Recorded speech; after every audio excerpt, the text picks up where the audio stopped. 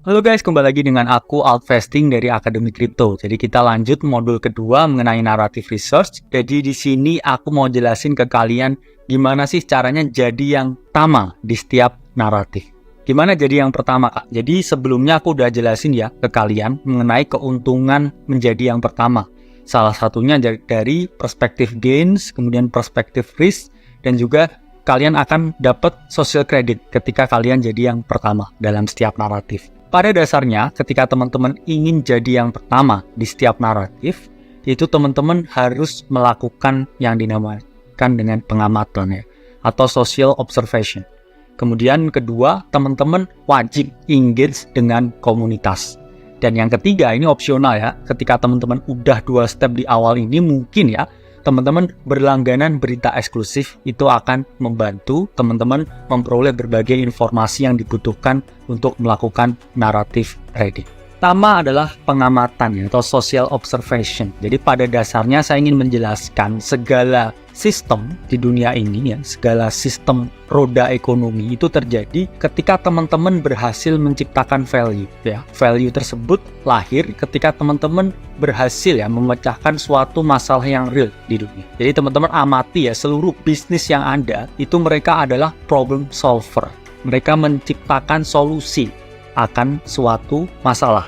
Jadi teman-teman ketika ingin melakukan pengamatan sosial ya, coba lihat ya di sekelilingmu, bisnis-bisnis di sekitarmu, apa yang mereka solve dan juga apa masalah yang dinyatakan oleh usernya. Dari situ teman-teman akan terangsang ya untuk bisa ya melakukan pengamatan atau social observation, karena ini penting sekali dalam naratif research, ini sangat penting sekali. Ada beberapa tahapan ya teman-teman ketika teman-teman melakukan suatu social observation, yaitu pertama ya menumbuhkan empati, kedua mendefinisikan masalah, dan yang ketiga menemukan solusi. Melahirkan empati itu gimana Kak ya? Pada dasarnya ya teman-teman itu nggak akan bisa sukses ya dalam bidang apapun ketika teman-teman itu nggak punya empati terhadap keadaan sosial yang ada ya di sekitar teman-teman ya. Ketika teman-teman bisa melahirkan empati, bisa mengamati ya, bisa meresapi apa yang dirasakan oleh orang lain ya. Ketika teman-teman bisa merasakan gimana ya rasanya menjadi seseorang tertentu, yaitu akan timbul empati, sehingga teman-teman bisa ya di tahap pertama ini berhasil menciptakan pengamatan ya yang sempurna. Itu berawal dari empati yang teman-teman lahirkan ya atas apa yang dirasakan oleh orang lain. Kemudian ketika teman-teman ini sudah berhasil ya menciptakan empati, akhirnya teman-teman bisa mendefinisikan masalah sosial. Jadi mengapa masalah itu terjadi, apa yang menyebabkan masalah itu terjadi, dan bagaimana cara menyelesaikan masalah tersebut. Setelah itu teman-teman ya bisa ya menemukan solusi. Solusi itu sesuatu yang konkret teman-teman, yang udah ada bentuknya, yang udah jadi produknya. Itu adalah solusi ya. Jadi solusi merupakan perwujudan pasti akan penyelesaian suatu masalah tertentu. Jadi ketika teman-teman punya kegelisahan, bisa mendefinisikan ya masalahnya, tapi teman-teman nggak bisa jadi si penemu solusi. Yaitu teman-teman jangan khawatir ya, tapi teman-teman bisa berinvestasi ya pada project, pada komunitas ya atau perusahaan yang mana satu visi dengan kegelisahan teman-teman. Ya itu bisa juga ya. Jadi teman-teman bisa ya mendanai perusahaan tertentu, jadi penyalur dananya ya, penyalur tangannya, yang mana teman-teman tahu visinya dan juga teman-teman tahu perusahaan mana yang solve dan memberikan solusi kepada masyarakat. Nah ini sama ya pada dasarnya dengan berbagai project di dalam kripto. Kalau kita mau breakdown ya, misalkan dari metaverse analysis ya, atau metaverse narrative analysis. Pertama ya, itu pasti teman-teman timbul empati. Jadi karena pandemi COVID ya, kemudian kinerja perusahaan menurun sehingga banyak yang di layoff selama COVID. Teman-teman bayangkan para pekerja yang di layoff itu, mereka punya keluarga di rumah ya, punya anak ya, punya istri. Gimana kalau mereka ini nggak bisa bekerja lagi? Rasakan ya teman-teman ketika teman-teman di posisi mereka ya, baru teman-teman ya bisa mendefinisikan masalah ya, apa yang menyebabkan layoff ini. Oh ternyata layoff tersebut disebabkan ya oleh adanya suatu virus yang mana tidak memungkinkan ya bagi para pegawai untuk masuk ke kantor dan berinteraksi ya secara langsung. Sehingga ya poin dari masalah itu dapat dipecahkan ya ketika teman-teman berhasil ya menemukan sistem di mana pegawai ini bisa bertemu tanpa harus ke kantor. Barulah ya solusi ini lahir dengan sesuatu yang dinamakan metaverse, yaitu suatu platform di mana kita bisa saling bertemu ya, tanpa bersentuhan fisik, tanpa bertemu langsung. Jadi dalam dunia buatan di metaverse ya, kita bisa ya, bersua dengan rekan kerja ya, tanpa harus bertatap muka secara langsung. Kemudian misalkan kita membreakdown ya AI naratif ya, apa ya kalau kita lihat dari empatinya ya, perusahaan ini banyak yang belum efisien. Kenapa? Karena mereka membayar ya banyak karyawan yang melakukan pekerjaan yang sangat repetitif ya.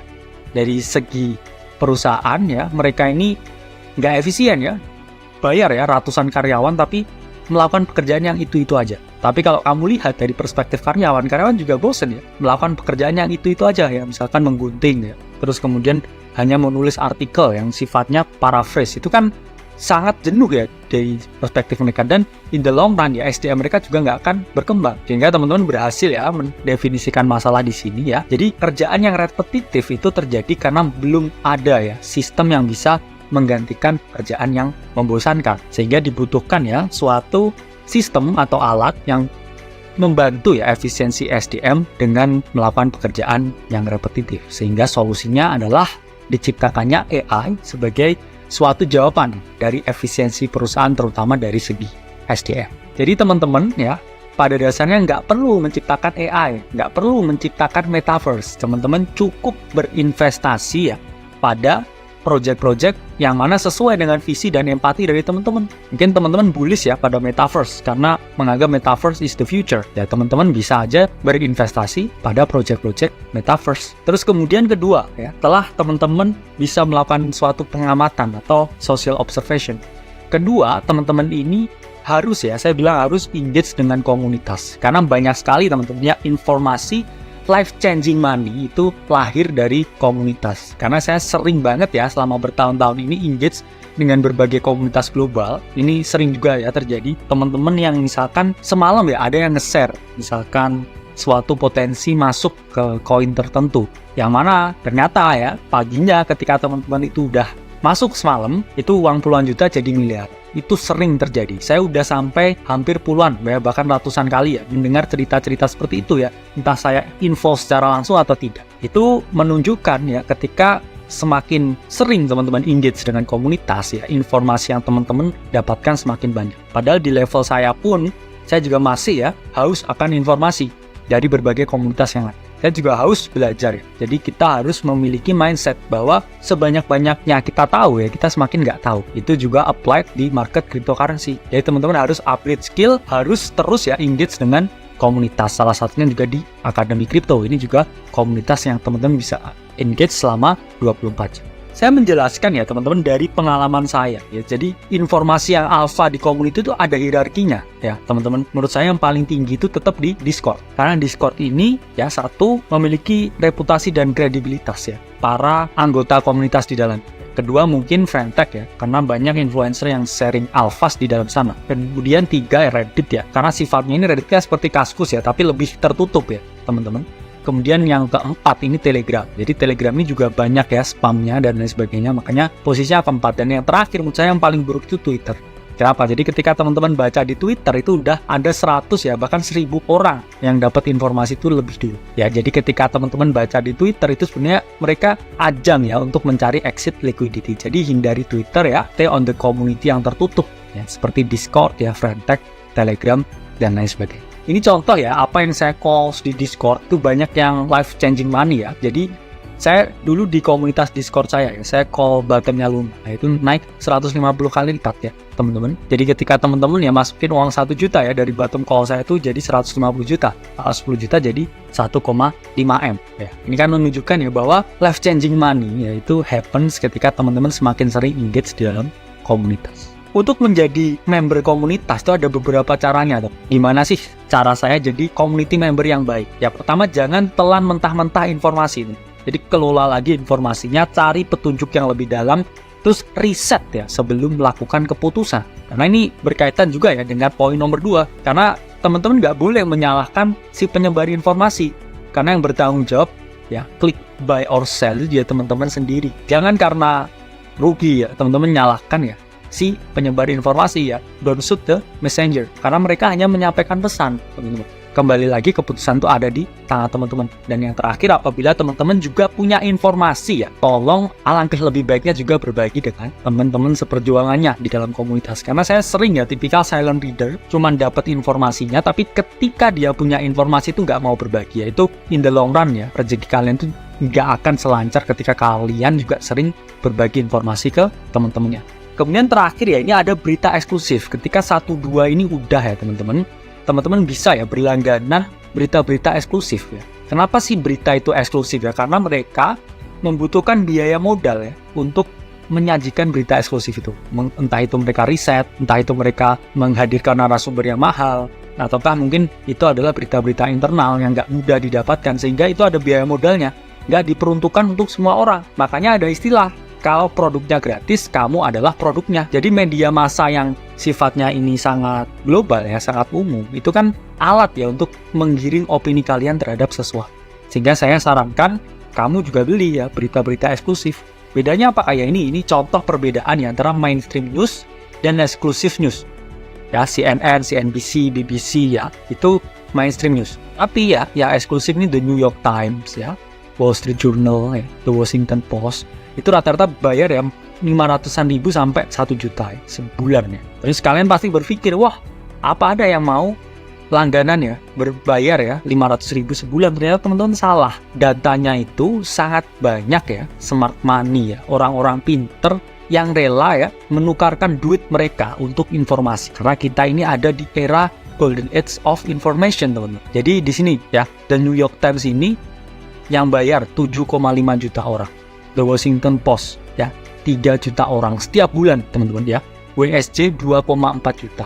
Jadi mereka ini membeli berita karena mereka paham ya, ketika sesuatu itu gratis, kalian adalah produknya. Sehingga ketika teman-teman mencari berita eksklusif ya, lebih fokuskan pada prosesnya. Jadi apa sih yang dibahas di sini ya, bukan hasil akhirnya. Hasil akhirnya itu pengumuman dan lain sebagainya. Itu adalah berita yang itu teman-teman harus bisa ya fokus pada mengapanya, fokus ke prosesnya ya. Apa sih yang mereka ini sedang lakukan daripada apa yang mereka bangun. Jadi fokuslah ya ke alasannya, kayak bukan ke jawaban. Nah, ini contoh ya teman-teman, berita yang eksklusif dengan berita yang message ya. Kalau eksklusif apa? Ya ini misalkan di tahun ya 2019 di sini Singapura ya ini telah mewajibkan pajak untuk metaverse. Karena ternyata ya ada lebih dari 100 perusahaan metaverse yang bergerak di Singapura. Padahal ini 2019. Kemudian berita di Meta keluar ya 2021 ya Oktober ini menjelaskan kalau Facebook rebranding ke Meta. Ya, ini kan ada selisih ya 1-2 tahun teman-teman. Dari berita yang eksklusif dengan berita yang gratis. Sehingga teman-teman harus menerapkan ya ketiga hal tersebut ketika teman-teman ingin jago ya dalam naratif trading. Saya Alvesting dari Akademi Kripto. Sampai berjumpa di video selanjutnya.